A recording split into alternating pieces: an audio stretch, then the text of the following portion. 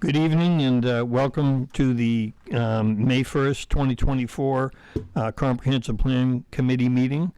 I will note that there is a quorum present. First order of business would be to approve the minutes of the April 3rd, 2024 meeting. I would entertain a motion to accept as written. So moved. Is there a second? Second. All in favor? So done, so approved. Peter, I'm a yes. Oh, remind me about you're up there, okay, Kayla? I'll speak up, don't worry. All right. Okay, next on the agenda would be any public comment. If someone would like to make a comment from the public, either on Zoom or in person, please identify yourself by your name and your address. Anything on Zoom, Sue? No, Nothing. so far. No one's raised their hands. Okay.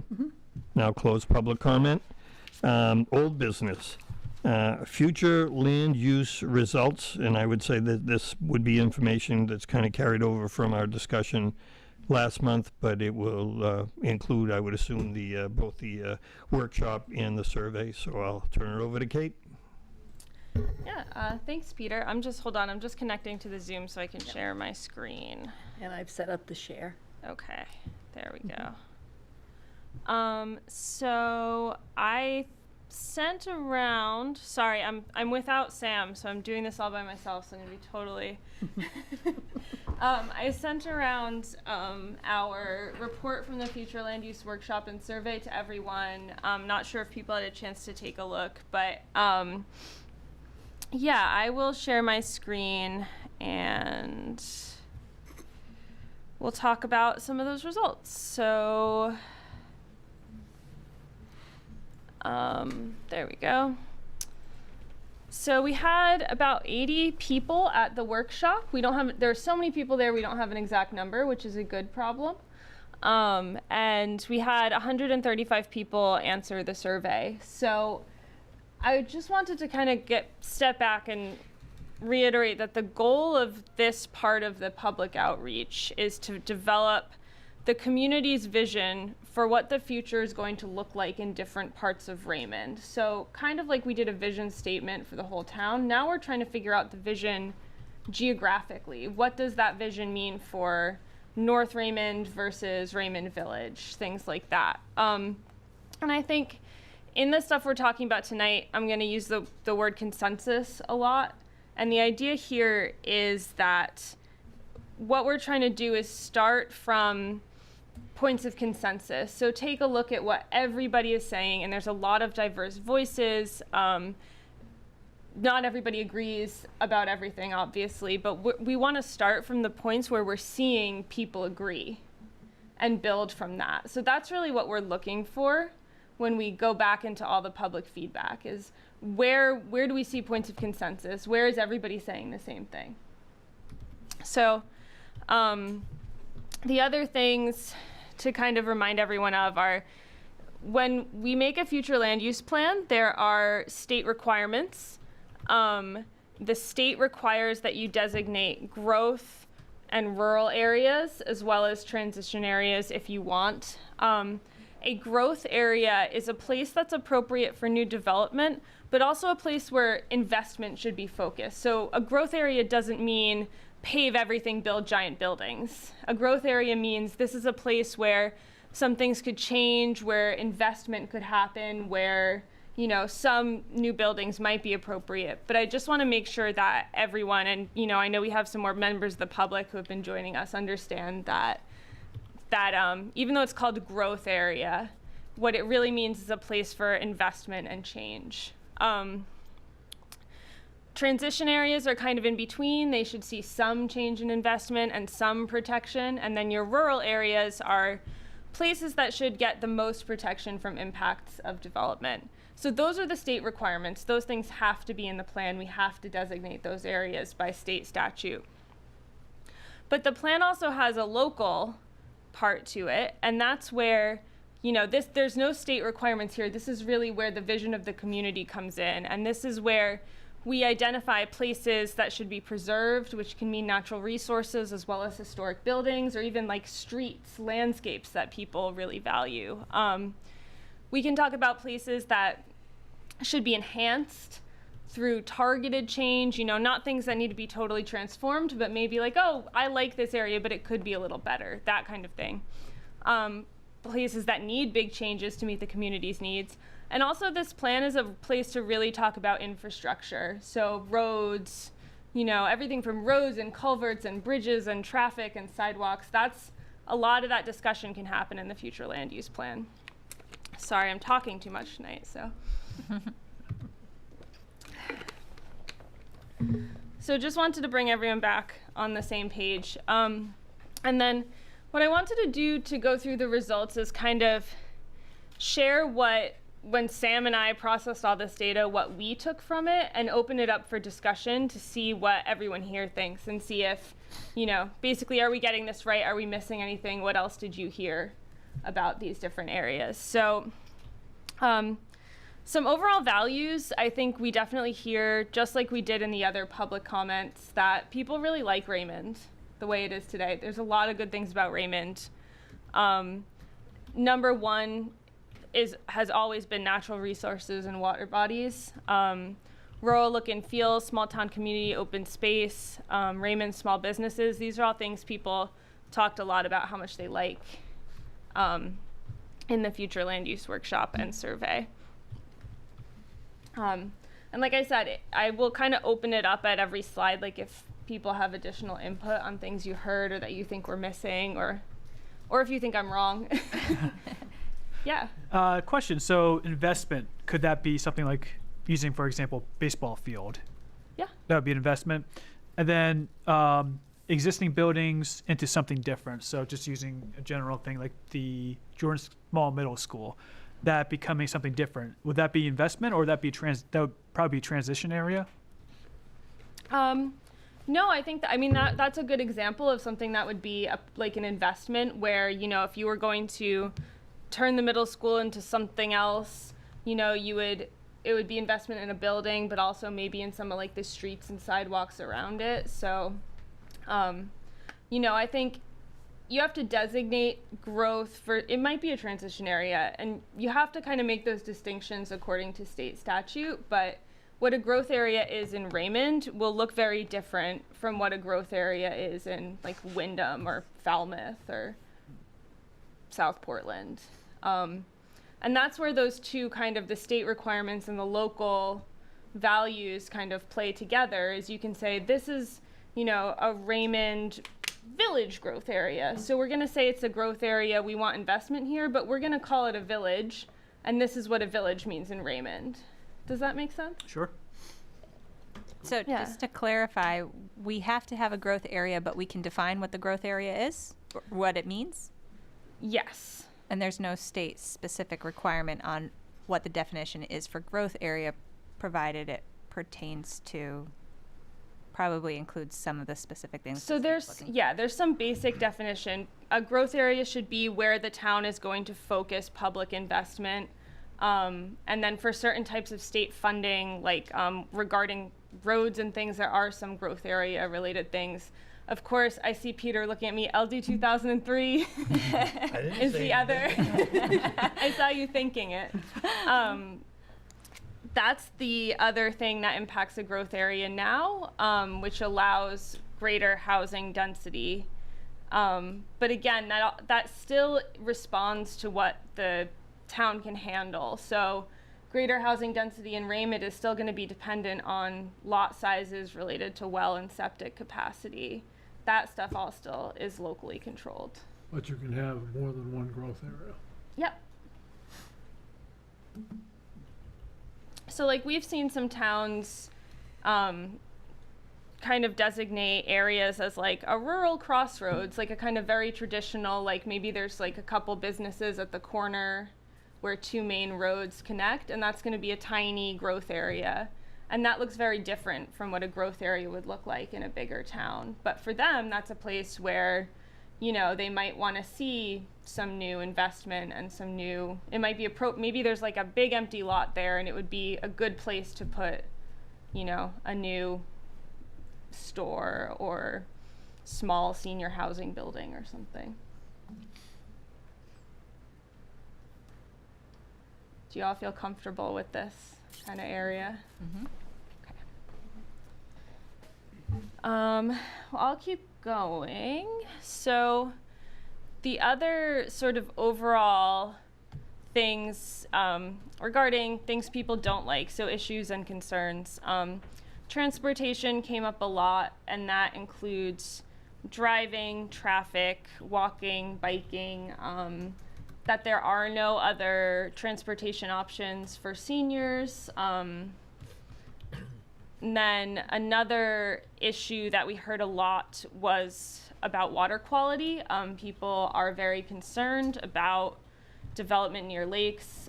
We heard a lot about 302 and Sebago, but this also comes up, kind of all over town, that people are worried about the impact of development because of all of Raymond's wonderful lakes. We also heard a lot about places for the community to gather, and that it sounds like people would like to see more of those. And we heard this in the workshop we had in January as well. And then I think it's also important to note that we had probably about a quarter of people come down hard that they really want to limit new development in Raymond. They don't want to see new things built here. Of course, the caveat is that change is inevitable. But, I think that's an important perspective to remember when we're building these plans because, we can't prevent things from ever changing, but we can try to set up a vision to guide those things to happen in the way that would fit Raymond. Yeah. Okay, so I guess my question would be, so is it at cross purposes if in fact that the residents of the town want to limit new development in an area that the town has designated as a growth area? I think you're talking about 302. I'm just talking in general. If the town determines that this is a growth area, and then there are proposals for ordinance changes to promote development in that growth area, the town can still choose to vote those ordinances down. Yeah, I think it's a nuanced issue, and it can be really difficult to get people on the same page because people are experiencing their day-to-day life and things that might not be working for them in that area, like traffic and and I'm not thinking of Raymond, I'm thinking of examples from other towns where people are like, all these new buildings are so ugly and there's already so much traffic here. And so you can see why people would not want more of that to happen. And I think, the value in this process, the future land use plan, is that we can say, here's an area of town that people don't really like right now. How can we make it better? And when things happen there, what should they look like and what should they be like in order to make them better for the people who live there? Does that make sense? So within our comp plan, are we able to kind of focus the definitions a little bit more in certain growth areas and say, yes, we're designating this as a growth area, but it's to provide transportation improvements or, we obviously don't want to pigeonhole ourselves, put ourselves in a position where we're stuck by only being able to focus on one thing, but maybe giving some sort of a definition or guidance within what type of growth we would want to see. Exactly. So you could have, to use an example from another town, a town that Route 1 goes through, they have a Route 1 growth area, and then they have a traditional village. Those two places are very, very different, but they're both growth areas. So by state statute, they're both growth areas, but then in the future land use plan, we can break it down and make it a little more nuanced and say, this kind of development is appropriate on Route 1, these kinds of investments need to happen on Route 1, and then here's what needs to happen in the village and what that should look like. And those two things are not the same in scale or anything else. But those are different parts of town, right? I mean, or is that just a different stretch of Route 1, for example, in Falmouth that you're talking about, Kate? I'm not talking about Falmouth. Or for example. Yeah, so Falmouth doesn't really have a village. I'm not sure, but say Yarmouth, where they have Route 1 and they also have Main Street, which is more of a village. I don't know if everyone's. So an opportunity to make I am. two different feels, two different characters, 'cause on two different roads. Yep, so you can say that this growth area has this character and this growth area has this character. So it allows you to say, you know, we want investment in this area, but that doesn't mean we want it to look like 302. That just means we want investment in there and we want, you know, a different kind of change. Hey, could I ask a question? Is that okay? I don't mind. Sure. Could you go to the podium and identify yourself? Yeah, just so folks can hear you. Do I need to identify myself? Yes, Please. I'm John Stetson. I live at 16 Merrill Road. Could I combine three things? So you've said that growth is inevitable. So and there will be a huge demand from the state and from, there's a need for affordable housing. So there's going to be building that's going to happen, right? You're saying that's inevitable, I believe, right?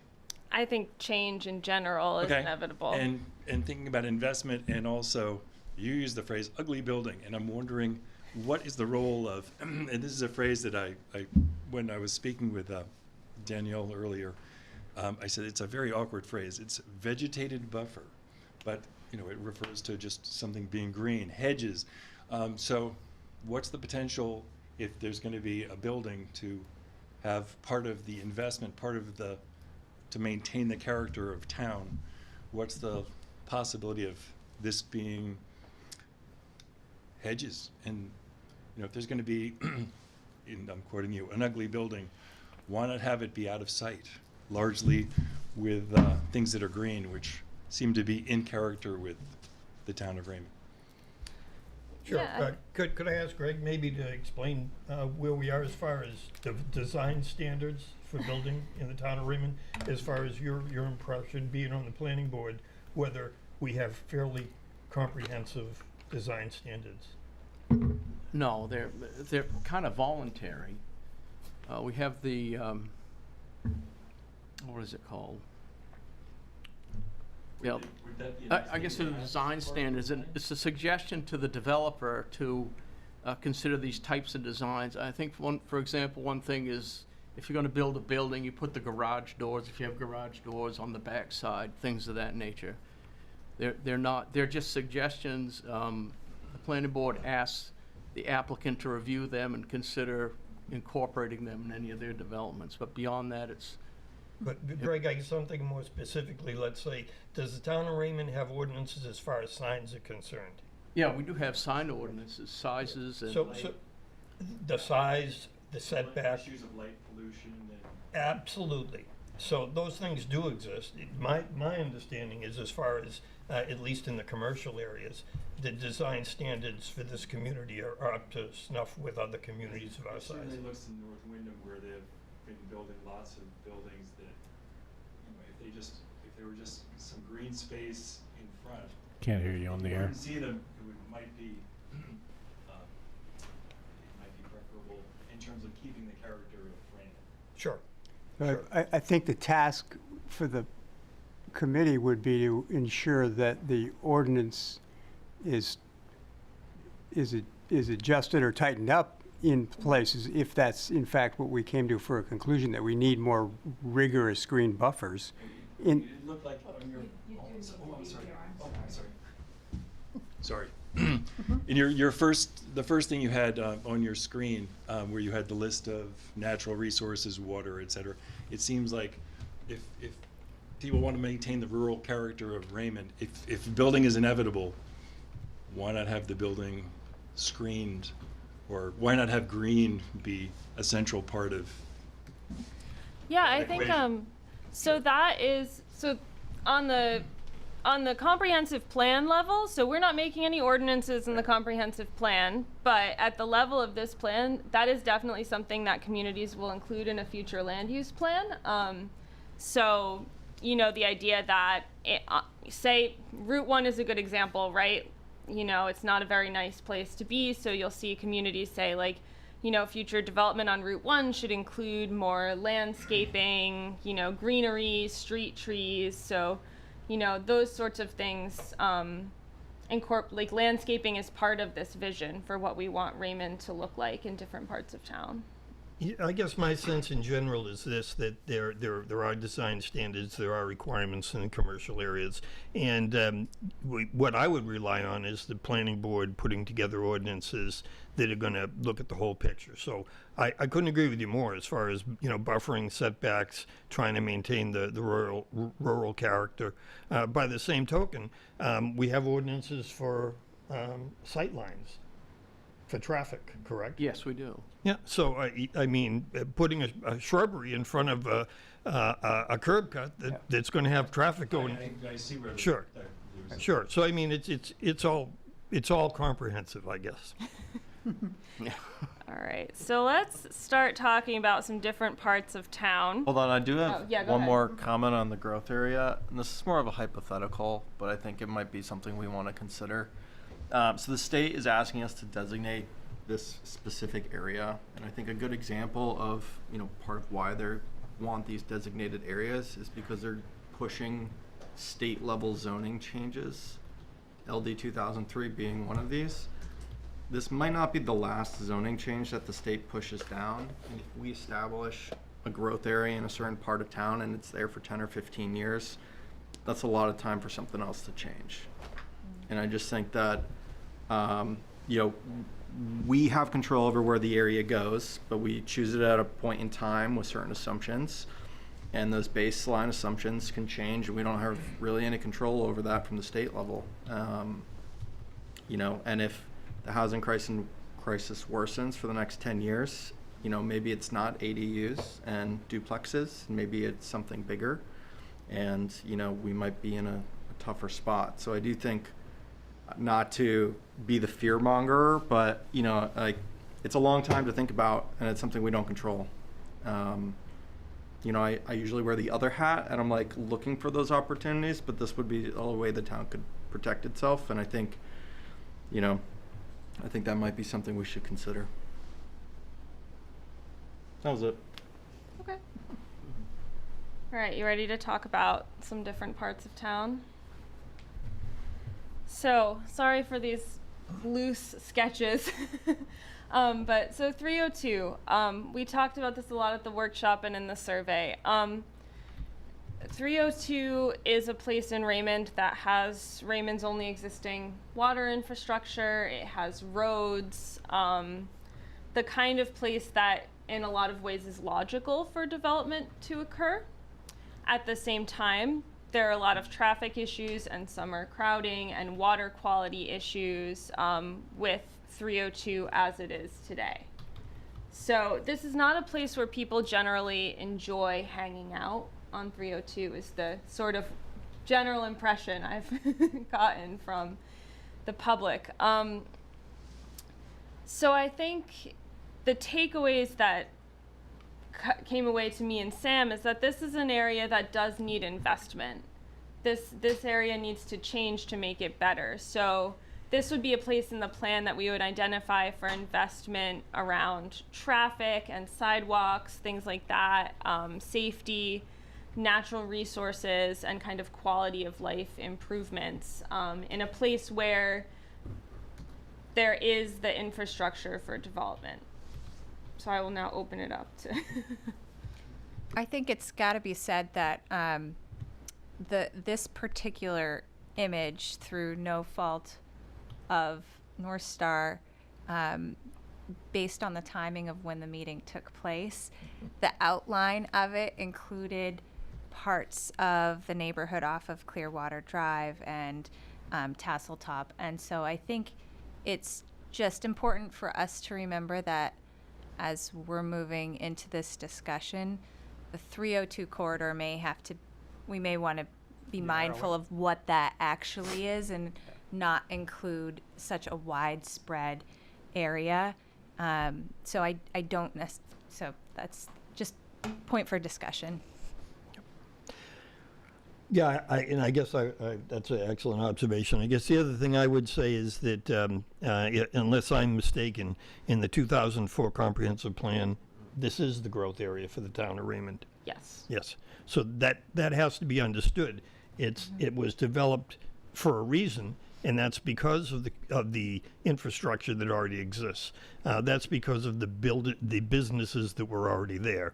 It's because of the major thoroughfare, east-west, probably the largest one and most popular one in the state, which sometimes I think people lose sight of that fact. You ever try to get from the coast up east over to Vermont or Canada? Try it. Try and find an east-west road. So that's got to be remembered. But primarily, the reason that needs investment is because we've already committed investment there. And so the things that make a growth area, as I understand it, are there. Well, I would just say everything but water and sewer. Well, I guess there is water There though, is right? water. But there's no sewer. It's just not sewer. Yeah, I was surprised by how strongly opposed to any sort of expansion of water sewer was in the area. That, I think by investing in that sort of infrastructure obviously will lead to more growth. It kind of snowballs itself. So, kind of feels like people don't want to see that investment so that it will limit the growth in that area. I think at the same time, we need investment in that area if we're going to try to improve the traffic issues that we're all looking at. And if I'm not mistaken, if there was sewer there, we wouldn't have to designate it as a growth area because the state would do it for us. There's water, there's transportation. Yes, so those areas are encouraged to be growth areas, places where existing utilities are. And in terms of LD 2003, you technically don't even need a designated growth area if you have sewer infrastructure. On the flip side, though, affordable housing with a big A, with state funds, also requires a sewer and some of that infrastructure. Yep. Kayla has her hand up, Mr. Chair. Kayla? Hi. I just would also like to say that sometimes sewer and water infrastructure helps protect our water bodies. Just like to think that out a little bit. So what is the opposition against water and sewer, or specifically against sewer? Well, do we have any feedback on? It's very expensive, would be my first thing.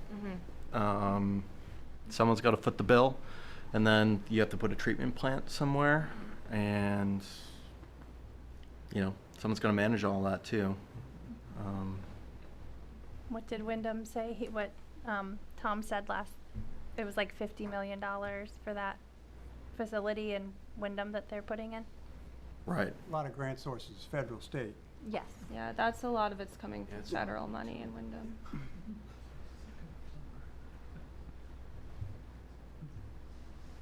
Yeah, I guess that makes total sense that there's a big upfront cost and there's obviously a monthly cost to anybody who is hooked up to it. I guess the question is, that's something that we need in order to grow that area. Is there, something that is going to have to happen? And I don't particularly think so, but as we're thinking about growth and that kind of thing. I think you can see in some, sorry, Peter, you can. No, go ahead. Especially in some waterfront and coastal communities that are looking at things like advanced septic systems. So these are not sewer systems, but they're more of like I'm terrible at explaining septic things, but it's an advanced septic system, so it can serve more properties that are closer together at more volume, and it pre-filters and treats everything in it, so then it's better for the water quality. Yeah, the development on Honey Hill was made that way. Yep. I think Chris mentioned it. I think Chris did. He described those systems. Yeah, not to get, as far as sewers are concerned, I can just tell you, I've been a resident for 30 years in Raymond. I don't think I even heard the word sewer until a couple of years ago. So things do have a way of changing. They go at their own speed. I think lots of time they're market driven. They're all tied in together, whether it's the real estate or the taxes or what have you. But I would just say that as far as sewer systems are concerned, not to get too much into sports analogies, but Wayne Gretzky, the great hockey player, made a statement once: if you want to excel at hockey, what you do is go where the puck is going, not where it is. I think another consideration is that, are we talking residential, or are we talking commercial, or are we talking both? 200 square, 1,200 square feet of residential has one burden on the groundwater quality, and if that's retail space with a limited number of employees, that's a lighter load, almost certainly.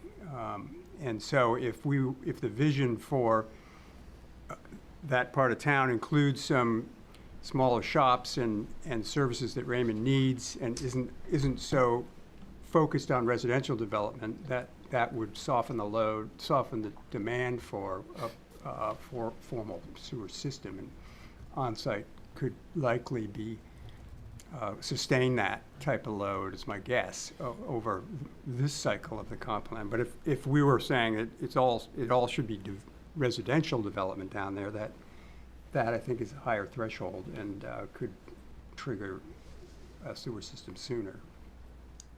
So do people have so I think, a lot of the trend, people, obviously there's a housing shortage, so a lot of people, looking at John, want to build housing and they want to build, or if it's, maybe mixed use with housing upstairs. But for Raymond, do you all have a feeling about what feels right for the 302 area? Should that stay commercial? Are we wading into a very tricky town debate by bringing this up? I think if we bring in more housing, we bring in more traffic into that area as well. So, people that are shopping, that are going there to eat, they're coming and going, but they're not there every day, in and out, commuting back and forth. Whereas if you're living there, that's a vehicle that needs a parking place, and it that's added traffic, even if you're not shopping at those plazas that you're driving through there. So I think it makes more sense to keep it in more of a commercial type area. And I think a lot of the people that were at the meeting were also discussing, that were residents on either side of 302 that have such a difficult time getting out onto 302, especially in the summertime. So adding to that load, I think, would create more problems rather than improve the situation. Go ahead. You're absolutely right. I think that how we're set up right now, we couldn't add to what we have now. It's already bad enough trying to pull out of somewhere like Paris, out of that gas station, just to turn right. It's amazing how much traffic goes through there. But to answer your question, I think future-wise, I brought up a couple of times, I would like to see some commercial with some residential on top, eventually, like where the puck is going kind of thing. Maybe that could be 55 and plus. There's a lot you can do with doing a commercial underneath and then doing residential on top. And then if there's specific businesses, going back to traffic, yes, traffic will be coming in for those businesses, but a lot of those people who are living there may not have to venture out by car to get to some other businesses. So how we're set up right now, I think it's probably not feasible, but if we were to be able to put money into roads and that kind of thing and ease up the burden that we have right now, then yeah, I think that eventually I would like to see some residential and commercial along that 302 corridor. It kind of speaks to a central or a couple satellite parking spots and a walkable infrastructure that is smartly thought out and has fruit and shops, perhaps on both sides of 302, and helps soften that traffic load. Yeah, and John, jumping off of that and what something you said earlier, Kate, I don't think it's that people don't like that area of 302 to be in and to walk down. I think it's impractical to be there. I think it's dangerous to be there. I think we'd all like to be able to access those areas more, particularly linking some of those spaces together could be really fun and great for the community. But there's no place to go, and I wouldn't take my kids down there. It's dangerous right now. So an investment in this area, which is at the time, our only designated growth area, not to jump too far ahead, Kate, but possibly investment in alleviating traffic there, as well as going to, as was discussed, a second growth area or even a third growth area, go into maybe the next step here, which is the satellite villages, where a lot of what we do in our neighborhoods, I happen to be up on Raymond Hill Road. If there were 2 or 3, services that I normally go down to Wyndham or even down to Raymond on 302, and I could pick up some milk and a loaf of bread and get a gallon of gas and do that sort of thing in a sub-village of some kind, I would believe that would go a long way to relieving at least the traffic that the residents of Raymond are forced to have to experience now in that area. But also limiting curb cuts, joining some of these parking lots, putting traffic lights. Nobody likes a traffic light. But if it's dangerous to pull out, I don't know what the thinking went in to the town when they put Dunkin' Donuts where they did. But they did, and unfortunately, it's right across from a local donut shop. But that's what happened. That was But something we could do to stop it. well, I understand. That's wine. But Coffee capital of the world. Yeah. There's more coffee places in Raymond than there is anywhere else. But I get ahead. I believe that probably would be part of the discussion in the other scenario. Yeah, so, and I apologize for my live note taking here, but Good. I want to make sure I capture what you're saying. But yeah, so we're going to continue talking about some of those other areas. Peter, does anyone have anything else we should, go ahead. Just real quick. So as we're discussing this, and we're talking about multiple growth areas, this is just a question. Because of how it is set up now, does it make sense to designate a different growth area to do what you were talking about? All the things that we want, if we could have our dream 302 in a sense, where it's walkable, you can get the gas, you can get the coffee. Does it just make sense to have a new area for that? Is 302 just so far gone for Just what we get could do? rid of Yeah, that. just start over again. just start somewhere new. I do think, if you think about 302 versus like the village or anywhere else in Raymond, it's very, very different, and its needs are very, very different. So if that's a growth area and there are other growth areas, we would probably distinguish 302 and its needs as its own thing. Because other parts of Raymond probably aren't going to need the same infrastructure even. Sure, I know the discussion a lot is we don't want to be Wyndham, and I understand that. But I got to tell you, there's parts of Wyndham that are as rural as can be. And then there's 302 in North Wyndham. So that's a whole different animal than a lot of what Wyndham is. And I believe we have a similar situation here. I don't know that we can make 302 go away, and it's where we've invested a lot of effort so far. And it's always going to be different too, because it is a state road, so the town's control is more limited than on a public road in Raymond. You will have to your goals in the plan will have to say collaborate with Maine DOT too for a lot of these things about 302. So I do think Sean Does it has say that they'll collaborate with us? So to answer your question, Sean, I would, if you were going to have other growth areas, I think we would call out 302 as its kind of own thing. And Kate, one thing we just haven't really touched on tonight, but we've talked about before, is this idea of having some alternative route that would give people an option not to go on 302 if they needed to or wanted to. That either connectivity of some of the other streets off of 302 or considering something completely different. It's just, it is the only source to get from here to there, unless you go way out of the way. So considering an alternative. Yeah, that's great to remember. All right, should we march on? Sure. So Raymond Village. This is I said valued historic area. You know, there's old houses there. The sort of streetscape there is very like historic village. There are community gathering places here. We heard a lot about the library and the community garden, as well as the other parks that are kind of on the periphery, I guess, of, you know, I didn't ask you all to draw what you would have be the boundary of the village or Main Street here, but there are parks, and the Mill Street Dam we heard a lot about in this area as well. So I think what we've heard from people is that this area is great, we should preserve it, but we could also enhance it through better connectivity, especially for bikes and pedestrians, and to those athletic facilities. And that there are already some small businesses in this area, and that's good, and that should be something that you know, we want to see continue. I think, you know, multiple people mentioned that Raymond is a nice counterpoint to Wyndham because of all the local businesses.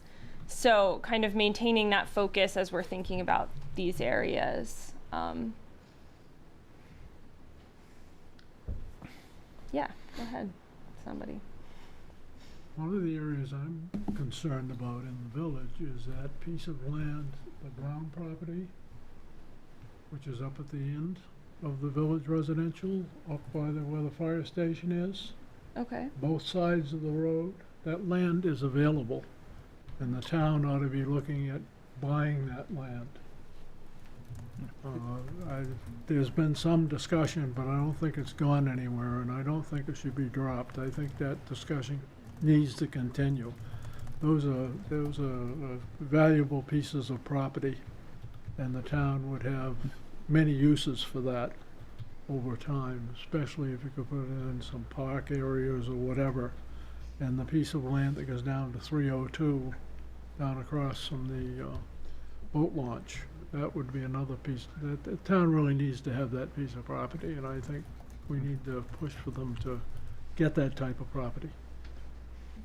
Yeah, I definitely agree. I think it was either on our boat tour or one of our van tours. I think Chris said that everything has stalled with it. That was the last, and that was a year ago, a little less than a year ago. But I agree with you. I think that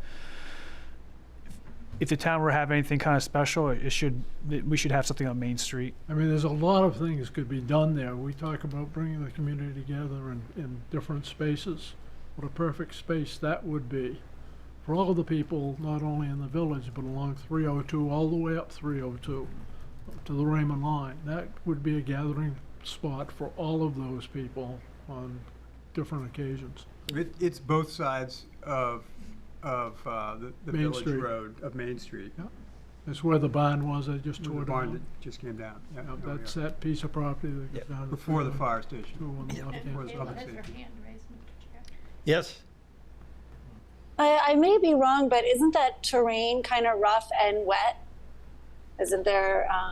I think that might be part of why nothing has gone through yet, but I could be wrong in that. Headed towards the fire station, the land on the right-hand side of the road there, I don't think you're gonna find a lot of water probably That's there, right. because it's There is elevated up water. through there. But before you get there on the left, certainly, across from the Fairpoint, old Yeah. Fairpoint building, Yeah. there certainly is some wetland between there and 302. There is some water on the right-hand side, though, because I know because my neighbor owns the adjoining property, Yeah. and I think there is some. It's kind of, I don't want to say it's marshy, but it does hold some water. And then on the other side, closer to 302, it is marshy over Yeah, there. it is, But yeah, that's without me doing soil tests or anything. That's just, but regardless, Yeah. town should be looking into it. I agree. Right, where is this? That Brown Street property is 40 acres. So it really, 40. yeah, Main Street. it goes behind where the There's Main Street. fire station is. Yeah, Quite a ways. Just land here. uphill. So they own Yes, so while we're doing real estate speculation here, maybe we could move on as far as what else would be an investment in the village area to make it more of a village. We're looking at the same idea, not 302, but more in the way of residential. Possibly some small business or commercial enterprises, and maybe finishing the sidewalk project that kind of stopped short of where it really could have gone, and bring it all the way down past the fire and rescue, and even talk about maybe having some way to link that up to the sidewalks that already occur on the other side of 302, which goes down to the boat launch, which already exists. So it's a matter of thinking in terms of investments in that area to make it more of a village area, not a 302, but a village area. That would be my thinking, and designate it as a growth area. There is, once again, there is water there. And there's only 2 places in the town where there's water. And that's in the village and on the 302 corridor. And so that certainly there's already been an investment made. And I think we had a lot of ideas in the survey about connecting different like parts of this area to like the athletic fields, and there's like at the dam people fish and launch boats off of there, and I'm not super familiar with how you get with like the fields and stuff in that area, but like improving connectivity there so people can walk from the village to the fields or It would be something along Mill Street. yeah. Yeah, and I think if we were to draw that map to incorporate what you just said, Kate, we'd need to nudge the easterly side of that. Yeah, out and even here more. Catch the ball fields there. I think that would be a good inclusion in the village area. And I'm just going to throw this out because I really don't know, but I mean, like I said, I've been here for 30 years. Has anyone in this room ever seen anybody on Kings Grant playing golf? There's a lot of Has ducks anyone? out there. I've never Ducks. seen a golfer on that. That's prime real estate. That is prime real estate. You have a better chance of finding a Yeti down there. Is that privately owned, what you're talking about? Yes. Yeah. Okay. Yeah, I'm sure the residents. It's right down on Mill Street. The residents would have something to say about that. I'm sure.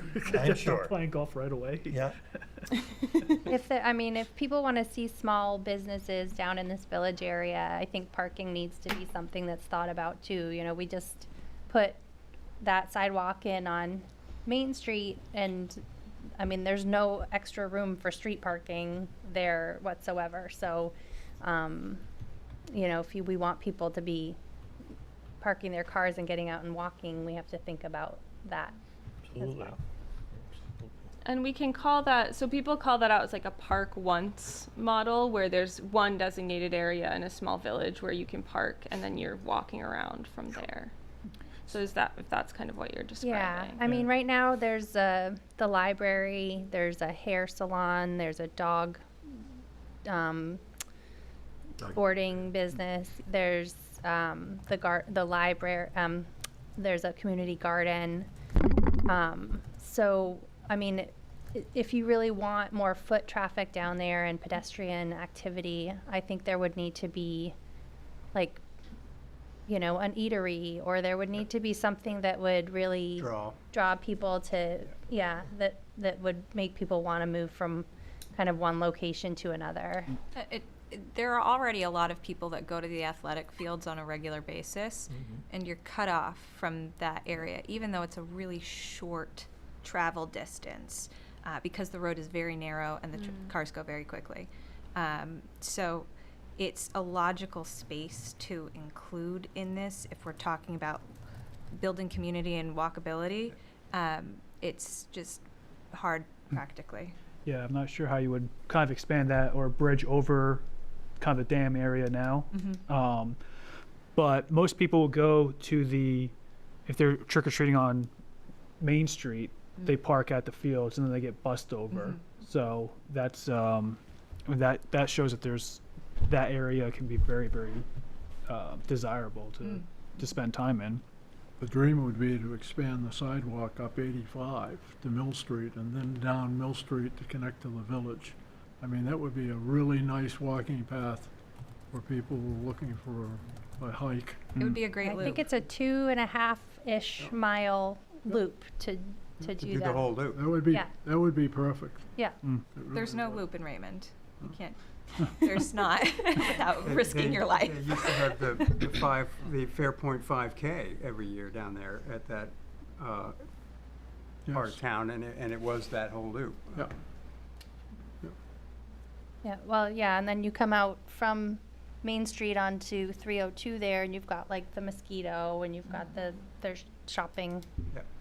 Mexicali. You know, it is walkable along 302 on that span from 85 up to Main Street. And when I think about those areas, I think a lot of what they've done in Gray Village and how they've built trail systems between some of the points in the shopping centers so that you're not on a sidewalk and you don't have to go close to the road.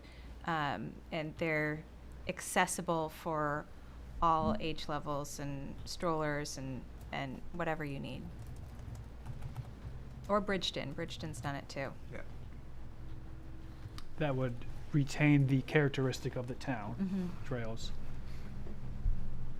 But let you walk from the fields to the Mosquito. Even say. if there was a trail along Panther Run Yep. to get back That would there. be another good Maybe a one. little footbridge. Yeah, footbridge.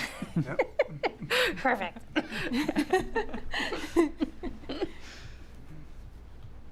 Okay, are we ready to keep going? Yeah. On our tour through Raymond.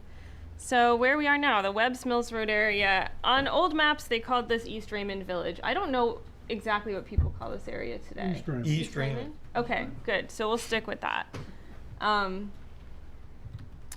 So again, there are some valued historic building. A lot of the same things as the village we were just talking about. There are historic buildings, residences, but there's less things here. We do have all the public facilities, not all of them, not the public safety building, but we have a lot of public buildings here. So we have the town office, we have the middle school, the elementary school, public works are all on this stretch of road. But when we hear people talk about this, they talk about the rural feel of this area and of course the scenic views from this area. So yeah, and then again, I think this will come up in every area we talk about is the need for people to more safely navigate through here, walking or biking. So I think, we heard a lot about preserving some of the things, the rural feel, the scenic views. People would love to see some of the buildings here, like the store that's right down the street. Frank will know what I'm Cloud talking about. Store. Yes. See something happen there, see that be reused.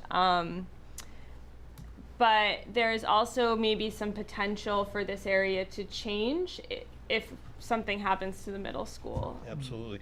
If you think about it, on the intersection of Raymond Hill Road and 85, there's the Clow store is right there, and right across you have two town-owned pieces of property. You have the Public Works and Fire Station, the East Raymond Fire Station, and then on the other side you have the Town Hall. So what happens if there's the new Town Hall goes into where the school is in another couple of years, and a couple of bays are added, maybe one for an engine and one for an ambulance, and all of a sudden now you've got either side of Raymond Hill Road on 85 with two town lots. What could be developed there? If you're talking about a center a village type area. There's potential for that. And then the schools are just up the road. I think this is an ideal place to have a village, I really do. It used The to be, problem you have with Cloud Store is it's too close to the church, and there's no parking. and they cannot sell beer because of Yeah. that, so it's, Yeah, and there's no parking. as a store, you could make a wonderful antique Sure. store there. Yeah. But I think you'd have to have somewhere else if you're going to have a store in the area that would be full service for people. Yeah, or the fire station, Public Works goes away because we're building, I believe, a Public Works station. And as long as we had fire and rescue, DAP able to serve as the first responders to East Raymond, you could incorporate that. And then basically, for one thing, Cloud's got all the parking in the world now right across the street with that. I mean, I believe that the town, and correct me if I'm wrong, Sue, but we own more than just that lot that the fire station is on. Yes. We own acreage behind that as Yes, well. we do. Yeah, looked at that as far as possibly putting a town hall there at one point, as I recall. I'm just saying, there's every potential in East Raymond to get it back to maybe where it was before, which is, if not a center of Raymond, then it was certainly a village. It's right down the street from. This definitely Yeah, no seemed to break there. get the most amenable, opinions as far as growth and development and change out of any of the options that we kind of put forward on the maps. I thought this seemed like the choice that most people were excited to see something happen with. It's still a state road though, right? So we It is. still wouldn't have full control over. Well, I think it gets back to Kate's word there, collaboration. Could we control the speed limit somehow if it in this and the size section of, the it? vehicle, If I think is We have in parts of it down by the beach at Crescent, we got them to slow it down about a decade and a half ago, I think. Yeah, you can ask them to slow it And I down. believe on state roads, if a community wants to change, there's a cost share with the state as far as that goes, so So there's actually there's expense. one of the DOT's biggest funding opportunities right now is called the Village Partnership Program, and that's where you say, DOT, we have a village, but it needs the infrastructure, it needs the sidewalks, the bike lanes, all that stuff, and then they fund an engineering study. And I inquired about that earlier on, and what the state told me is, well, you really don't have a village. they do, that has happened to me in another community, Peter, and I'm still salty about it Yeah. as well, that they Yeah. told me my village wasn't Yeah, a village. it seems to be but pretzel logic to me, but Do they have a definition of village? yeah, they do. Maybe you have to be able to buy beer to have a village. But I do think, Department of Transportation is much more lenient on a road like 85 than they are on 302. You can come into an agreement with them Yeah. much easily on I something agree. than you are on I 302. agree with that. Well, and the Yeah. theory is that the speed limit changes to 35 down by Egypt Road, and then 20 from here up across the hill. But that's only in theory. Yeah, yeah. Evidently, it's optional if there's a white line all the way around the There side. you go, that's right. 4 to 30 in the afternoon, though, when the sheriff's sitting at the fire barn, it does go to 35 very quickly.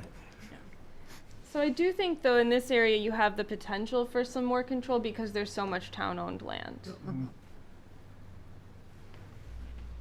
And certainly then going, and I can just speak from my own area, when you're talking about the scenic views and the pastoral scenes and whatever, that's up Raymond Hill Road. And, certainly it can be crafted in such a way that the building ordinances are interpreted in that area a little bit differently, not designating that as a growth area, but primarily along 85. I like also that the chances of this area flooding are hopefully quite low. Yeah, 600 feet. Yeah, it's pretty good. You don't get that everywhere in town. No, you so- don't. No, well, There is that area at the bottom of the hill right here that you gotta be careful about. Is there, just because I'm not as knowledgeable about it, is there a chance that we keep the middle school as a school, or is this No, Huh. I believe there there is. is no chance of that. So are the options it gets sold or the town retains Turns it? over to the town, Yeah, back I to think the. we get it for becomes $1. tax. Yeah. That's part of the agreement to join the RSU, is if they ever don't use one of our buildings, it reverts to the town. Got it. I was going to ask if we could open up a conversation about that very specific thing at the end, because I know, Kate's got her thing, but I would like to have a conversation about that more in depth. Yeah, sure.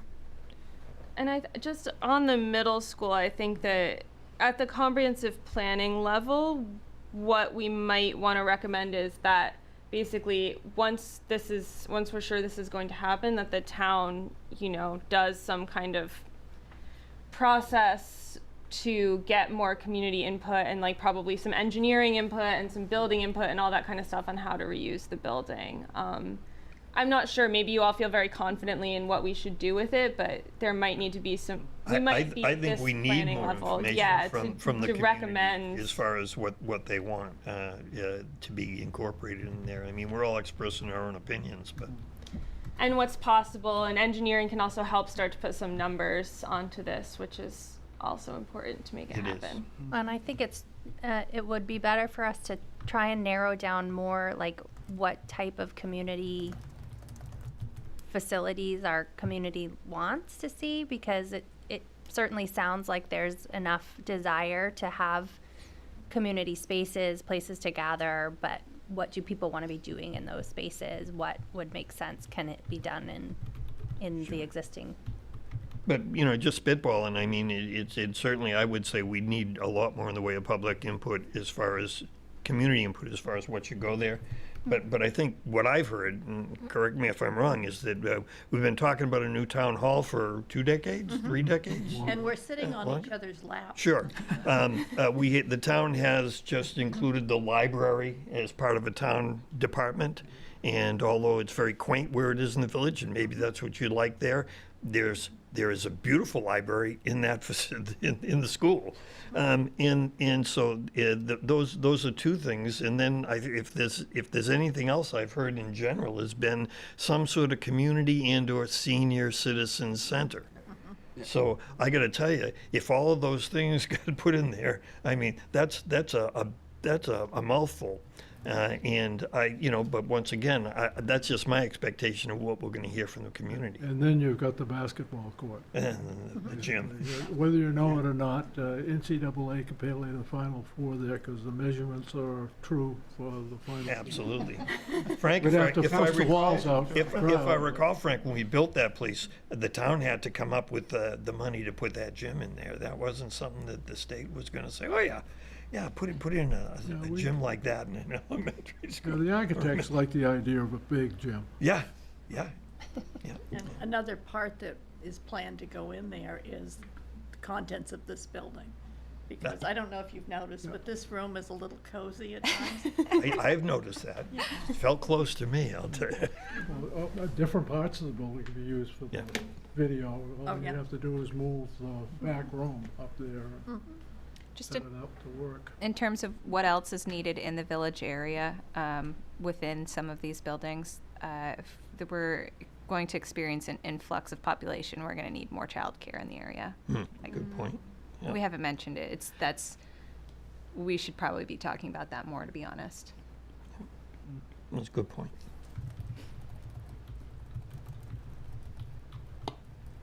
Okay, I'm just gonna write that down. And then child chair, that's not right. Are we ready to keep going? Okay, so, North Raymond.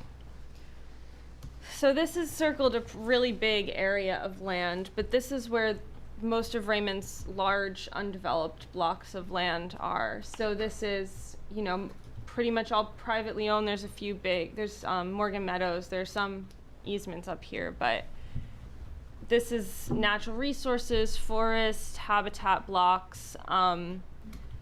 One thing we definitely heard consensus on was that people speed through here, and that some paved road shoulders or more sort of designated areas for people to walk would be great. I think we heard a lot of diverging views on this area. Some people were on the side of limit development as much as possible, preserve as much land as possible, where other people thought that, you know, maybe some subdivisions that occur off a main road or something like that would be appropriate here because it's the less sort of busy part of town. You know, I think anything we talked about here would include that, you know, the town should continue to work with private landowners on easements, tax programs, see if people are interested in allowing public access to their land or continuing to preserve large blocks of land. And I'm curious to hear from you all, what you hear from people and what you think. Part of the problem you're going to run into in trying to develop that area is that the farm, the working farm up there, is designated as agricultural, and it's in a trust in which can be never used for anything except agricultural, and that's a big chunk of land. And there's a gentleman in North Raymond grew up there and is in the process of buying every acre of land there that he can get his hands on, so it can remain the North Raymond that he grew up in. So the ability to do developments in that area, I think, presently are probably non-existent. I mean, there may be a few pieces up there that could be, but nothing that, when you look at that area, that would give you a big chunk of land to do development. So Greg, correct me if I'm wrong, that's rural residential for the most part, 3 acres? I think so. Yep.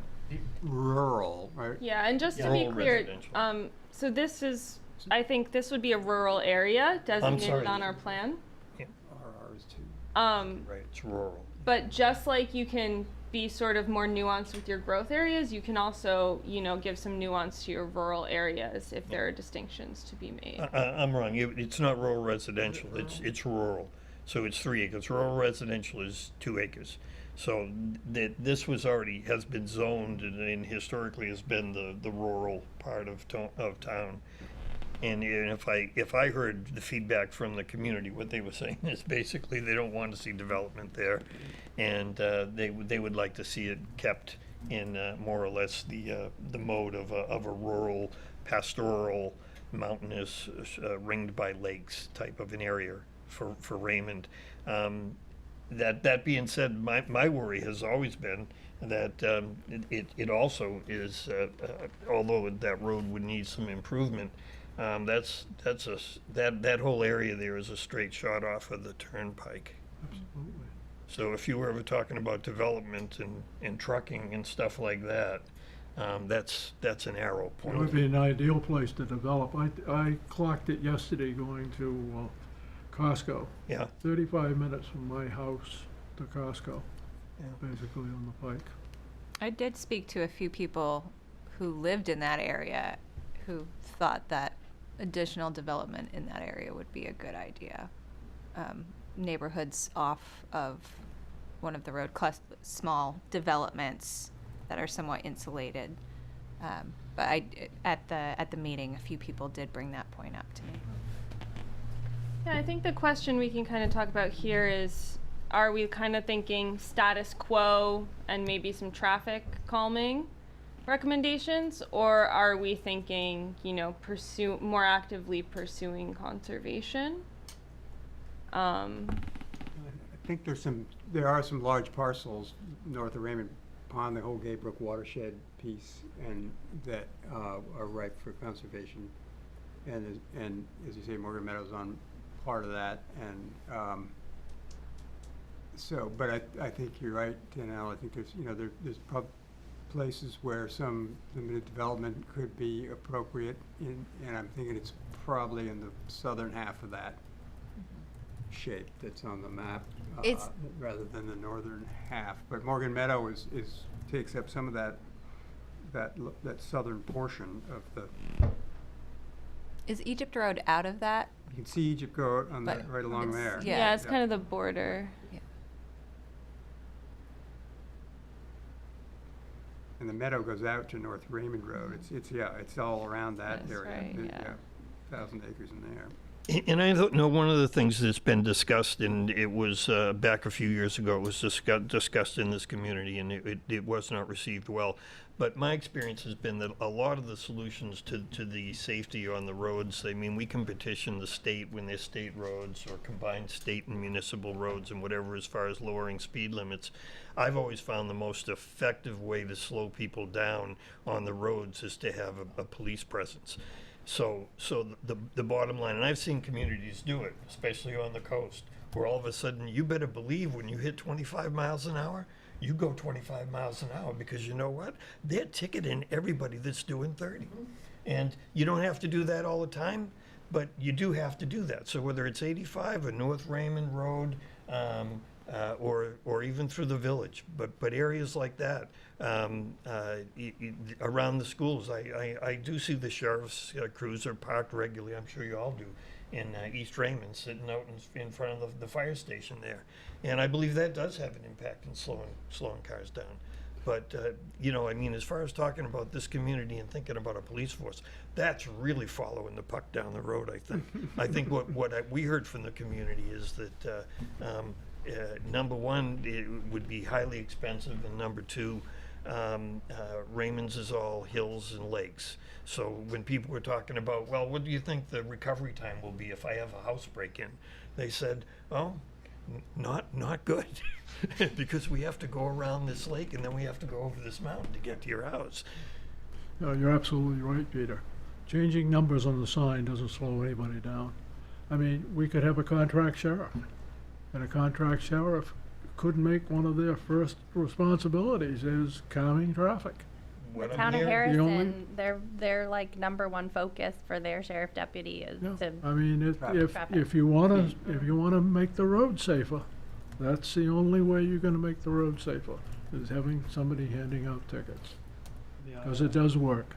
I find there's a lot of tailgating all over, just in general, but I mean, not to say that I'm going above the speed limit, but let's just say in theory I was going over the speed limit, and somebody is still a lot behind, I mean, that's a problem. You get that a lot on Egypt Road, all the way down through, North Raymond Road. I mean, it's a huge problem when somebody's right up there, and I think some kind of police presence would definitely help out with that.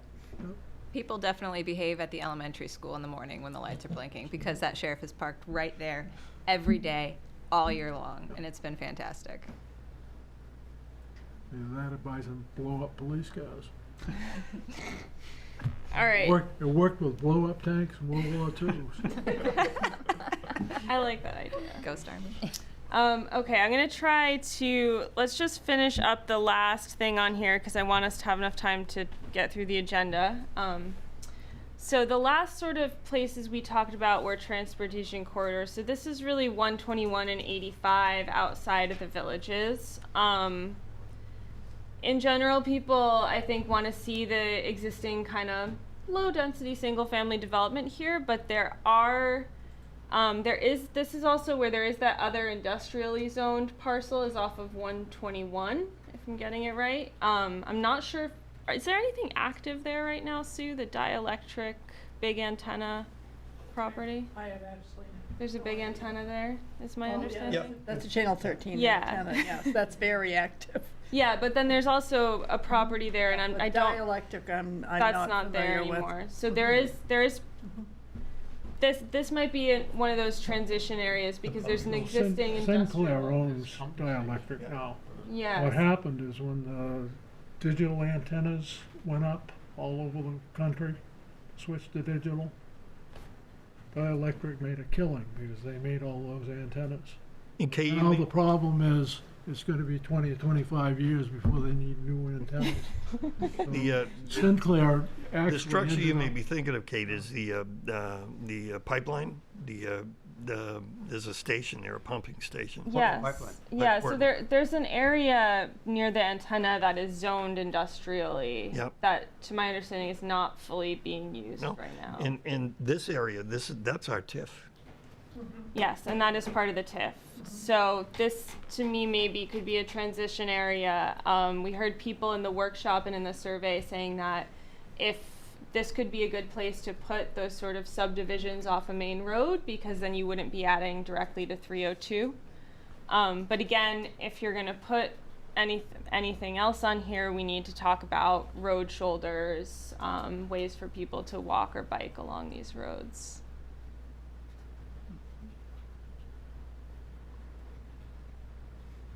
'85 is a busy road from 6 a.m. to 8:30 a.m., 6 days a week, and about the same on the other end of the day. Sunday's quieter. But I think it does certainly, it's quite a presence in the otherwise rural area that we're in East Raymond. And I think having 85 expanded as an alternative from getting from Raymond to Bridgeton or Naples would be a bit in conflict with the vision of a nice quiet village here. And so I just put that out there. A little bit of self-interest there too, because we live up that way off of 85, but want to make that clear. Should take that with a grain of salt. It's noted. Noted, so noted, good, in a minute, yeah. Also, just logistically, a lot, like, I know we want to see a lot of sidewalks, I'm all for them, but some of these areas just logistically, like, even just down, using Main Street, because I live on Main Street, some of the houses are so close to the road, and that's not so much on 85, but where are you going to put that thing? You know, how do you do that with the existing road that we have? You're recutting to somebody's property, but their house is almost right right against the there. road, right?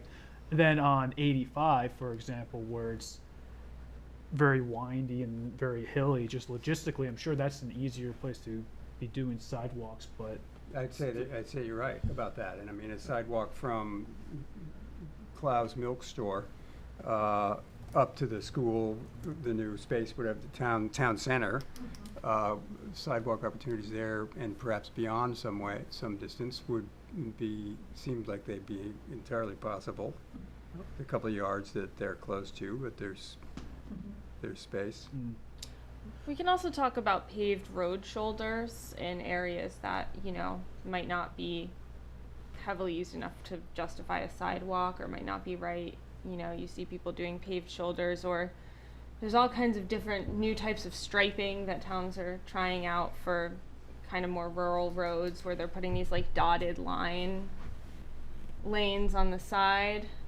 So if you're walking or biking, you stay in that side lane, and then because usually there's only one car going by at a time. Not explaining this very well, but there's sort of a scale from like full sidewalk, bike lane, road kind of thing. For a more rural road, it might be something a little different. Yeah. I think there are also organizations and grant funds that go towards making roads more safe for pedestrians. So that could be something to explore too. I live off of 85, and I would love to have something. To be very honest, I think there are other areas of priority in the town that I'd want to focus on first. I think sections of it perhaps make right. sense, but not the entirety of it. Right. Yeah.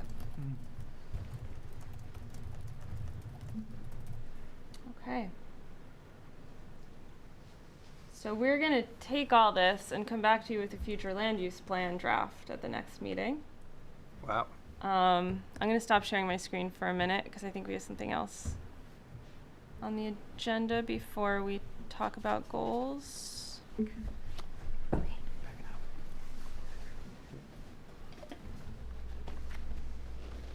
You all set, Kate? Yep, I'm All done right. with future land use.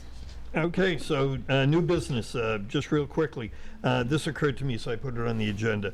That there's, we've got maybe 2 more opportunities where there's going to be a large gathering of people, usually at elections we're talking about, to get our biggest bang for the buck.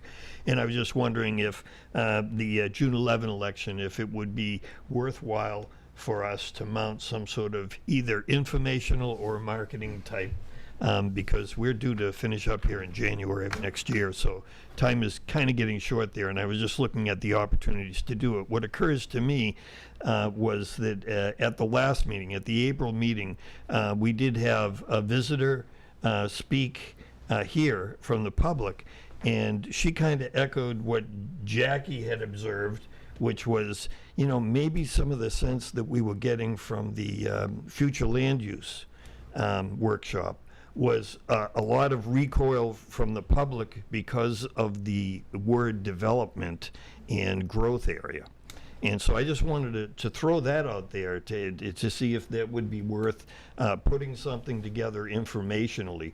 There was another gentleman that was asking about the numbers that North Star got as far as building permits, and it would be nice to actually get in touch with the town and get a very accurate, you know, how many were these new starts, how many of these were renovations, because I believe that's what the individual on Zoom was asking for. So, and maybe anything else that occurs to this committee over the next few weeks, as far as informationally, things that we get the sense from the public, we haven't quite done the job of getting that information out to. So Frank? If you have a reason to do another survey, it would be the perfect place to hand it out to members of the community. Yeah. How many do you expect? We typically have about 1,200 come out for the primary. 1,200 people. Yeah. I mean, if you had a survey and put it together, you got 1,200 people walking through there. You want to get numbers up, that's where the numbers will be. Yeah, I would say, Frank, an informal survey, I guess I would be sensitive also to North Star. I mean. No, that's what I'm budget- saying, for North Star. put Budgeted together for a- so many surveys, and it's, you know, the one part is collecting the information, but the bigger part, I believe, is analyzing and compiling it so that it's understandable. So, but I don't disagree with it. If informally, I mean, if it was another pom-pom survey, I wouldn't have a problem with that. That's, you just count the colored pom-poms, it's pretty straightforward.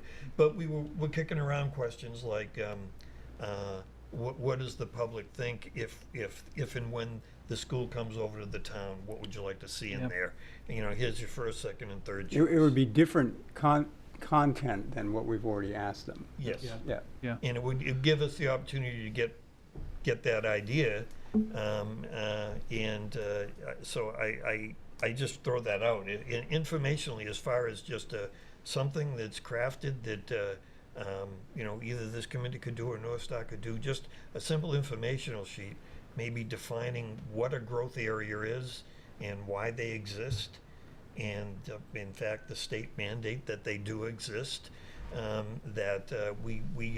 If that would be something we could provide just as a handout when people coming through the election. I think we just started getting good at reaching the public, especially with the last two. So let's keep the momentum going. And I really like the idea of doing a survey about the middle school. So other thoughts? Yeah, I think like a pom-pom survey, that kind of thing, if you want to ask a question or two, that would be great. And we can maybe think about having like a one-page informational sheet about the comp plan. Does that make sense? That kind of explains where we're at. Yeah, like well, from what I was hearing though, I think it's true. I've kind of got that sense. I haven't heard it directly that equating growth area with development. Certainly that's part of it, but it's also investment.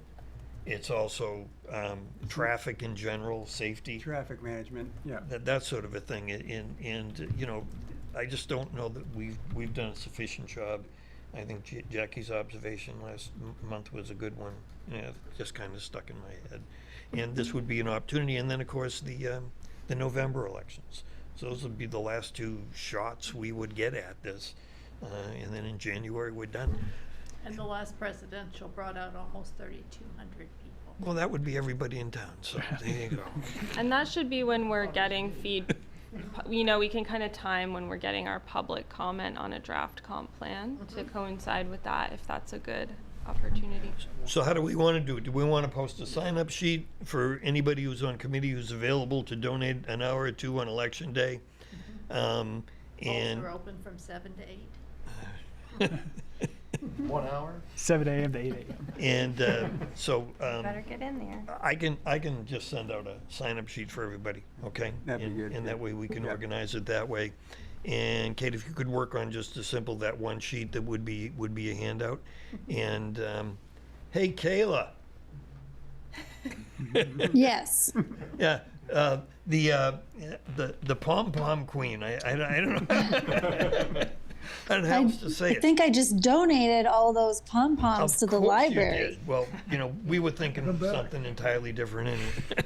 No, is that something that you could help with organizing if we got you the questions and, Absolutely. okay.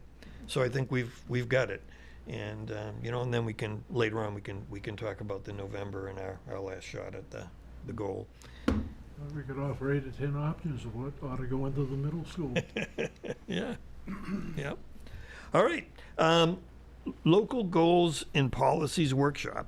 Kate, you're on. All right, I have a handout for you all. Here, I'll pass this. I think I have enough that if you want to see one, I don't know if you'll, but, Oh, I printed it. okay.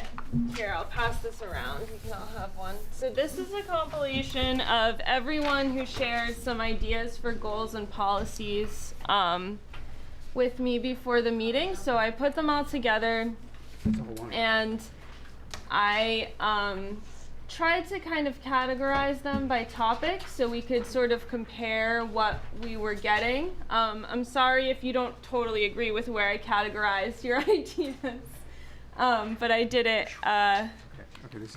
as best I could. Let me just share this again. So,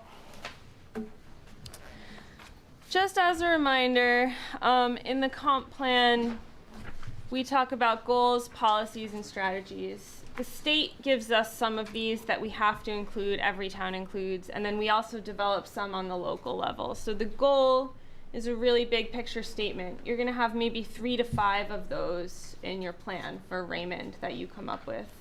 Really overarching big ideas. Policies are a little narrower, and then under the policies, there are strategies or action items. So when you're creating local goals, like I said, we maybe want to shoot for 3 to 5 big goals that you come up with. You can have as many as you want, but I think just from kind of like communicating the comp plan to the public and having a successful implementation committee, 3 to 5 seems to be a good sweet spot of those big ideas for Raymond. Again, we're really looking at that consensus process where we're trying to find the places where everybody's agreeing and build from there. And when you come up with goals, these can be topic-based. They can be based on the inventory chapter topics. You can combine multiple topics, or they can just be kind of these cross-topic, your own ideas. And then just in terms of the process for this, you can also add local policies and strategies to so the state gives you this big spreadsheet organized by inventory chapter topic of their policies and strategies that you have to include. So we can add local policies and strategies there, even if they're not part of these top 3 big goals. Does that make sense? Sure. So there's a lot of opportunity to put in policies and strategies in the different topics. So I gave you all a handout of what you all said, and Sam and I spent some time looking through this, and the things that seemed to kind of float to the top, the things that we saw the most discussion about were natural resources, community and the sense of community, and transportation. So I wanted to kind of throw that out there. I know you haven't had time to really go through this yet, but just kind of throw that out there. Those are the first 3 that we kind of saw a lot of people talking about, and see what you think, and see sort of if there's other, what else you think should be starting to float to the top, as I keep saying. And I can pull up that sheet on the screen too, if that would be helpful. I'm not sure the best way for everyone to look at it. Yeah, I think these seem to be the 3 that really rang out in the survey that was put out as well, as far as some of the more open-ended questions that people were given. Things that they wanted to see, what they liked about town, suggestions how to make it better. I think overall, these were kind of the big consensus points that I was hearing and seeing from that as well.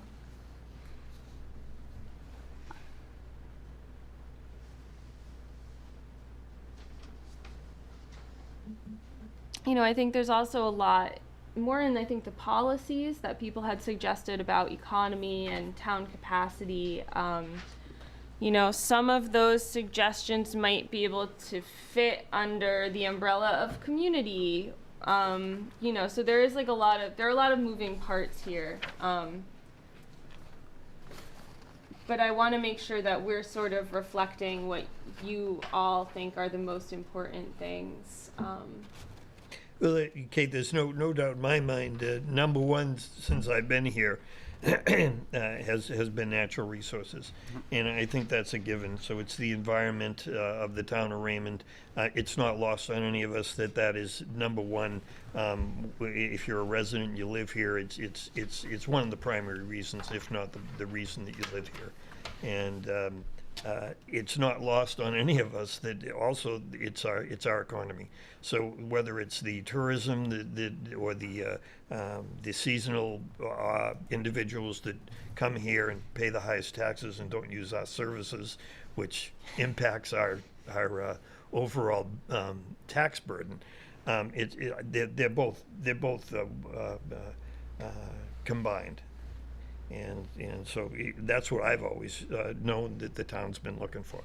Like I think I mentioned earlier on, my biggest concern was the sense that sometimes that what communities do is they use that term, maintaining the rural character, to be more of an obstructionist type of a way to develop policies. I would be the first one to be an advocate for maintaining the rural nature of Raymond.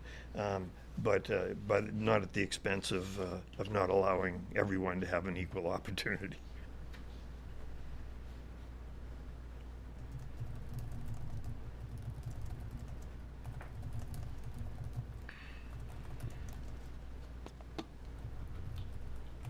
I thought it was pretty clever, whoever in that survey came up with the idea for the summer festival called Everybody Loves Raymond. I loved that. I don't know if we did that. Capitalize on that better, I think. Yeah. Definitely opportunity It there. was like, yeah, call that person up. Like, just take that. Let's do that. That's a Yeah. great one. Well, Raymond has already stolen that at least once. Okay, good. And I believe they found that if they changed it from, I don't remember what the show's name was, I think it was Everybody. So if we changed it to Everyone, that was enough of a change. That was the thought, like 10 years ago, anyway. Can you spell loves We'll have weird them or that print word it again? out. Oh, I think it was just heart. We didn't do love. Didn't use the word love. Yeah.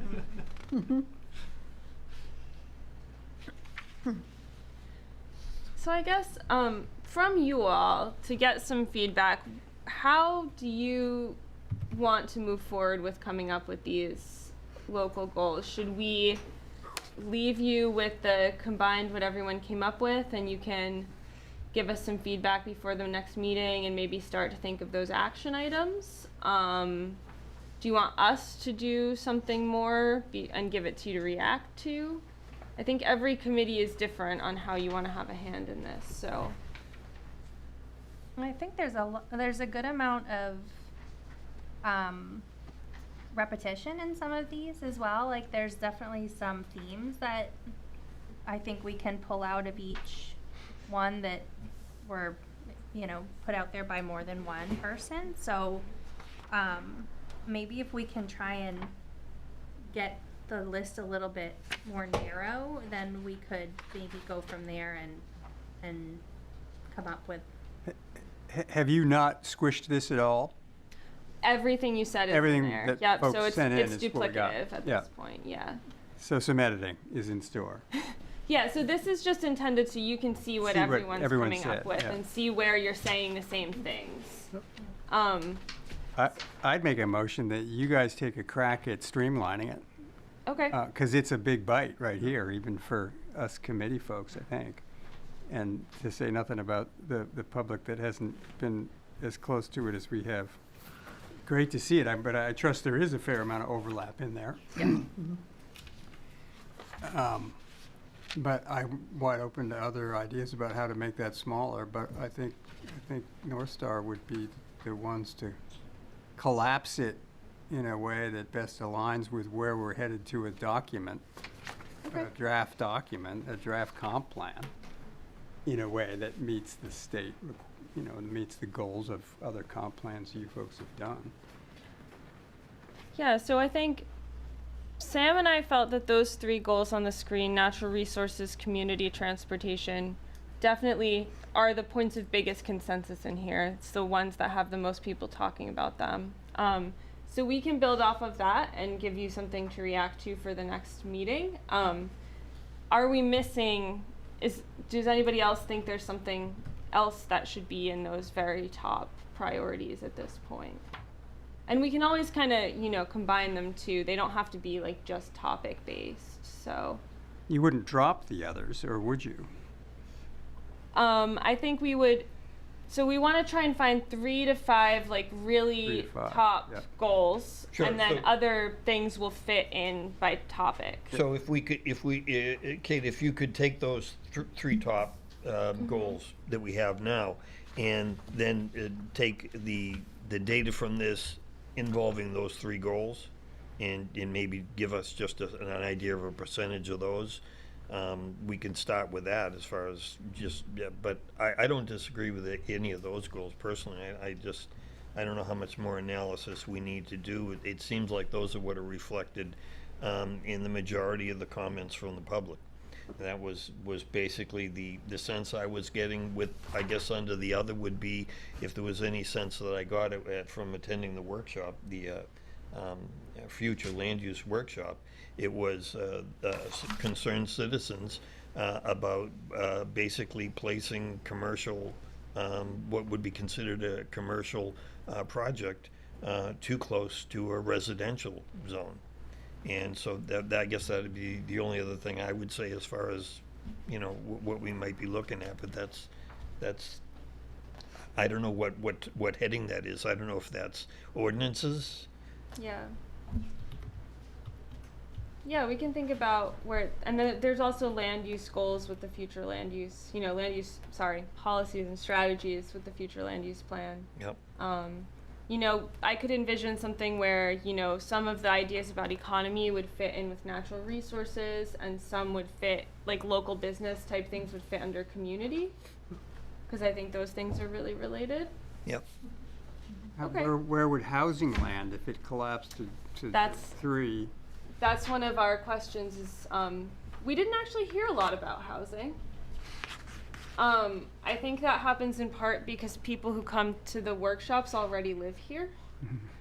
So the housing might not be top of mind for them. I couldn't agree more with that. Really, it's someone who is living in a comfortable environment. Probably their first thought isn't housing. The other category I had was like infrastructure, which maybe the safe transportation would fall into, but I mean, we just had a huge storm. Almost everyone in town lost power and internet for a varied amount of time, and it doesn't just happen once a year. So that goes to the climate resiliency, everything from the power grid to the road drainage and the like. Well, I think we could also think about the word resiliency not in the climate change sense, but in a more general sense where, like, Things don't break. is your community prepared for the future? Yeah. Is your community prepared for, to keep things going, to keep maintaining, for things not to break? And that, if we word it right, and I'm not sure I have the words for it right now, but that can also include things like housing options for seniors and some of those, power grid infrastructure things that, they don't have to all be, you don't necessarily have to link it to climate change resiliency, but it could be more like community resilience. Like, do people who grow old in this community have a safety net or a place to go? Is the power grid resilient? Is Does that sort of make sense? I think that'd probably be more effective from a branding standpoint. But yeah, I work remote most of the time. If I don't have internet, kind of dead in the water. Yeah, I guess my sense, John said, as far as climate resiliency goes, once again, they tend to intermingle. As far as whether our power grid is going to in the future is going to support people who are living or working from home, or whether or not they're going to have to go out and buy generators. I mean, that has to do with the economics. It has to do with the climate as well. How much money are we going to budget for road repairs or culvert replacement because they've been washed away? Well, there's an economic a component to that, but it's the climate that's causing us to think that way. So I think you got to look at combining it. I mean, Greg, what do you think as far as our preparedness for forest fires? That's a good question. I think we're in pretty good shape. That's good to hear. Because I got a lot of trees around my house. Yeah, it rains every We day. had forest ranges year round when we Yeah. never used to have them, so. You think there's They a fly the propensity? state constantly. You think there's a looking for fires. propensity for more wildfires, given the climate? I don't think so. No? We had some fires recently. I'm not sure how devastating they were. They were extensive, but this time of year, they just burn the leaves and so forth. They can, I guess, travel to residents and burn homes. Yeah, there's an NFPA program that I talked to the chief about that he says he really hasn't marketed well to the general public about fire safe as far as clearing the brush away and what you plant and what you don't plant in your houses and whether or not you have tree limbs overhanging your roofs and that sort of stuff. So I know there's a conflict between fire control and rules of cutting vegetation in a shoreline zone. yeah, Which do you protect your house or violate shoreline zoning? Yeah. Why violate shore? Yeah. But they fly the state. They go by temperature days and the fire conditions and so forth. It's pretty extensive, and they really do a pretty good job. And I think most of the fire departments are well prepared to. Yeah, I just think in terms of that, when I'm looking at the number of pine boughs that are now surrounding my house after this last storm, Yeah. and wondering, gee, if there was a grass fire across the street from me, I've got an awful lot more kindling sitting around my foundation than I had a week ago. But once again, I think that's a matter of education. But as far as combining the environment resiliency and the fact that there's financial implications as well, seems to me to make sense. Well, it's actually a personal factor that when fires start, then pyromaniacs like to keep them going. That's a problem. That's been an issue. That's a problem. It's, most of the fires that have started are caused by people There you doing go. either dumb things or, Crazy things. so it's, Oh, Greg, The- sounds like you're advocating more mental health.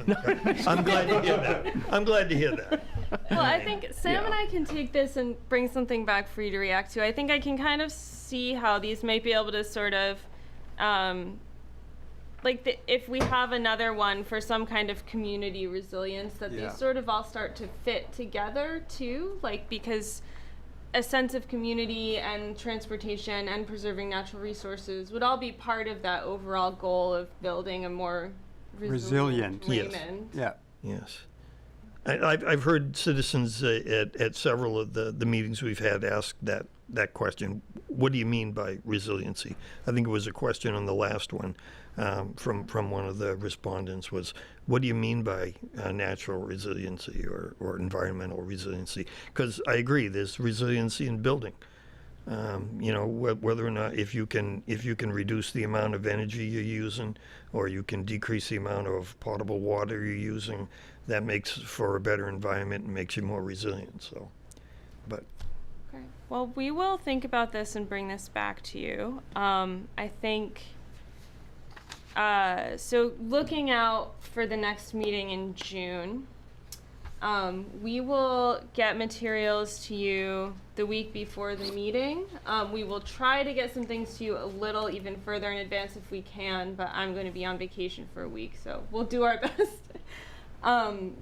So you have time to read everything before the meeting, and then at the next meeting we can talk about a draft future land use plan and talk more about these draft goals. And then at that June meeting, we'll look forward into the summer, because we should have a first draft of a full plan for you all to read in the summer, July or August. So, you know, maybe, I think the July meeting is like the day before the 4th of July, so maybe we skip the July meeting and you all read the draft comp plan in July and we come back in August, something like that. We'll talk about it more. Yeah. And then the other thing I just want to bring up, because we've talked about it, I guess I can stop sharing my screen, because it came up earlier in the process, is at what point, if we're going to be updating the planning board and select board on our progress and where we want input there. So I'm sort of, that's sort of leaving it up to the committee to talk about, but you know, I think if you want to start thinking about sometime over the summer, maybe, where you want to have an update where you're sharing what we've come up with to see how people are feeling about it. And Is that time when we had a somewhat complete first draft, or would it be suitable to get them something prior to that with perhaps just a refined set of goals and policies? maybe after the June meeting, we can see like where we're at with how you all feel about the draft materials, and then we can decide if you want to meet with them or if you want another round of. Yeah, I believe that I inquired several times, but it seemed like it got put off. But I had been asking for, even as recent as February, a meeting with the comprehensive plan, with the planning board, and with the selectmen, so that we could all, at that point, touch base and know if we're all on the same page. And the select board's agenda was so busy for May that it got punted to June.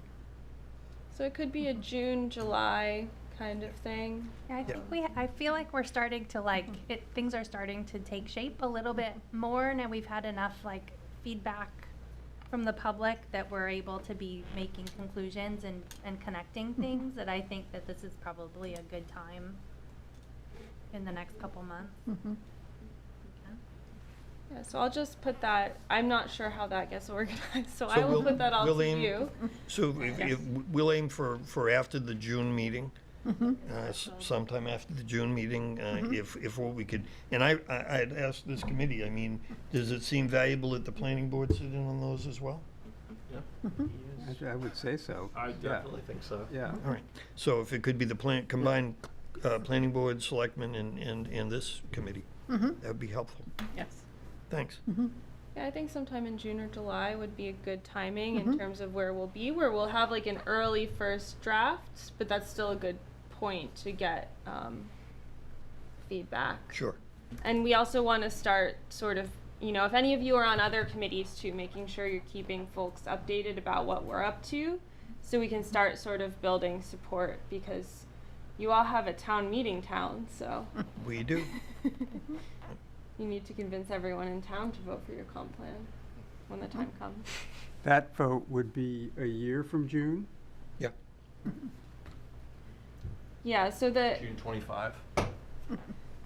So once we have a draft comp plan, it'll usually be, so we'll have a first draft, we'll get a lot of feedback, then we'll have a second draft. Usually it's that second draft that we submit to the state, and we have a public comment period at the same time.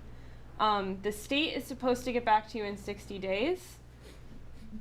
You're supposed to, the operative Yeah, word. That's they it. usually take a bit longer. But if they find we're deficient somehow, they send it back to us.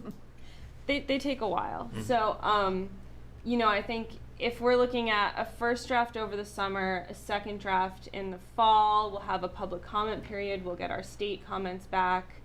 We'll take all that into account and make any revisions, and then there will probably be a gap between when we're basically done and when town meeting is. So there will be a gap of a few months where we'll talk later about, you know, how we approach sort of marketing it in that meantime. But I know that's all really far out, but it's also all kind of coming together. So good job, everyone. Good job, North Star. Okay, so next meeting date is going to be June 5th. And CompPlan committee comments. Just something for me, going back to the school, because I think it's a conversation that's I've been bringing up a lot. I want to ask our town manager, Sue, what is your vision for the school? Do you have one? Having enough conference space and office space for the staff is the big one. I mean, and what and by we, I mean the various committees that I've set with the select board, the town staff. What it seems to be consensus right now is to put Raymond Rec in there, who, I don't know if any of you have ever seen the wonderful office that Joe has right now, but we find Nathan underneath the basketballs often. Putting the library, moving the library to there, having some sort of senior-ish center. I mean, all the things that we've talked about, moving the town office in there. I'm looking forward, and this is a very selfish part of it. There are walking trails behind the school, Yep. and it's not safe to walk out my front door hardly at the town office. It's dangerous to walk across the parking lot. It's dangerous to walk anywhere near Raymondale Road or 85. So those are the kinds of things that have been discussed. Interesting. So then outfitting it to our needs. I know this is maybe a selectman budget finance committee question, but would that possibly be bonded, or can we start putting money away now, kind of like we're doing with the fiber optics? The answer to your question is yes. We could do either. Both. And probably bonding ultimately, because it will take some serious money to is my guess. To Though renovate the it. school has very well kept up the building. Yep. They've I understand. replaced a lot of things in it. They've done the roof, they've done Heating system, I doors, think. I mean, various and sundry things. But there will be interior changes that we'll need to do to make it functional for us, because nobody at the town office needs a 30 by 30 office. Right. And then, is there a max bond that we are able to take out, or? It's what the taxpayers can tolerate. Okay, so I mean, there isn't a, I don't want to say there's a cap on what we can bond, but I mean, we can do what the project takes, potentially, if that's, I don't know. Depending on what the tolerance of the taxpayers is and how much the mill rate would change, because the mill rate is going to change with the new middle school. We've already been told that with no uncertain terms. So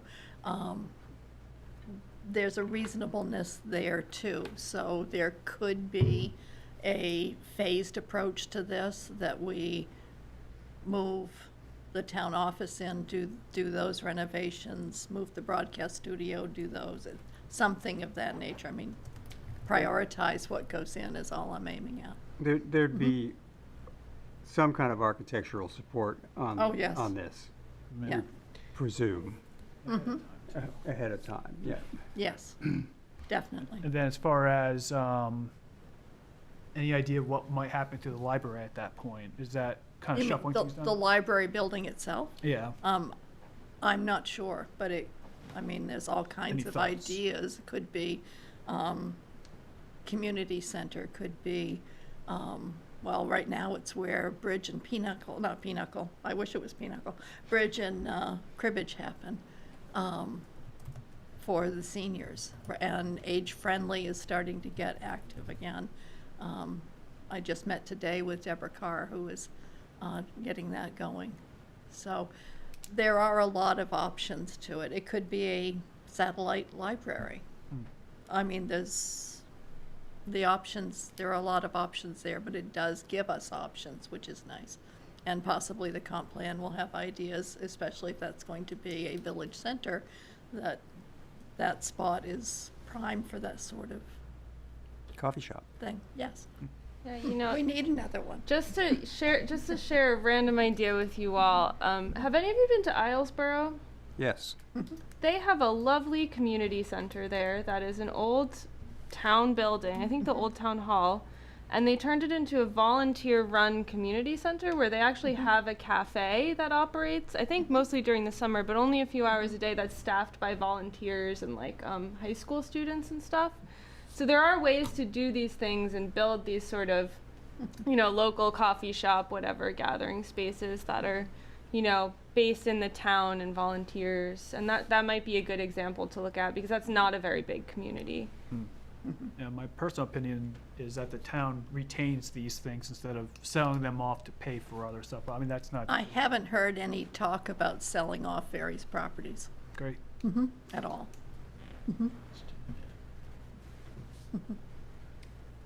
Other committee comment?